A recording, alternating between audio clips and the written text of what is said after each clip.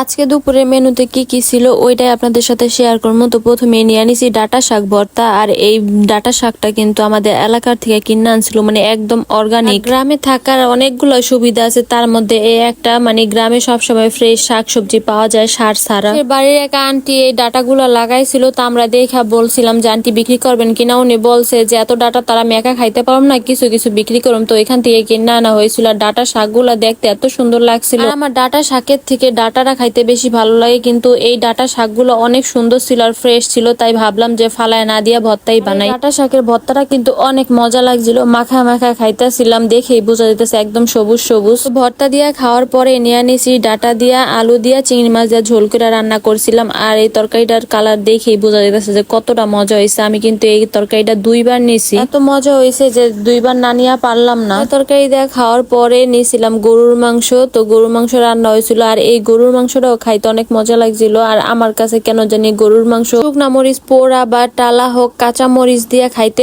অনেক মজা লাগে, কিন্তু আমার বাসায় আজকে কাঁচা মরিচ ছিল না, এই জন্য আমি 2-4টা শুকনা মরিচ আমি পুইরা লইছিলাম। এখন শুকনা মরিচ দুটা ডইলা ভালোভাবে তারপরে ঝোল দিয়ে আর গরুর মাংস দিয়ে মাখা খাইতে অনেক মজা লাগতেছিল। আর 2টা শুকনা মরিচ রাইখা দিছি লাস্টে খাওয়ার জন্য। গরুর মাংসের কালার দেখাও কিন্তু বোঝা যাইতেছে যে গরুর মাংসটা কেমন। আমার কাছে তো আমার নিজের হাতের গরুর মাংস ছাড়া কারো হাতের গরুর মাংস ভালো লাগে। সবগুলো তরকারি এত মজা হয়েছে। আজকে আমার ভাত একটু বেশি খাওয়া হয়েছে। আমি কিন্তু বেশি ভাত খাই না, মানে একবারে যে ভাত খাওয়া হয় ওইটাই লই, তারপরে আর লওয়া হয় না। কিন্তু আজকে 2বার ভাত লইছি। তো যাই হোক, যে শুকনা মরিচ 2টা ছিল ওই 2টা আবার এই যে ভুনা ডালের সাথে মাখায় মাখায় খাইতেছিলাম, এটাও কিন্তু অনেক মজা হয়েছে। মানে আজকে ভর্তা, 2 পদের তরকারি, ডাল এত মজা হয়েছে, তাই ভাতের পরিমাণটা আমার অনেক বেশি লাগছে। আর খাওয়ার পরে তো আমি লড়তেই পারতাছিলাম না। যাই হোক, আজকের জন্য এই পর্যন্ত। আল্লাহ হাফেজ, সবাই ভালো থাকবেন আর আমার জন্য দোয়া করবেন।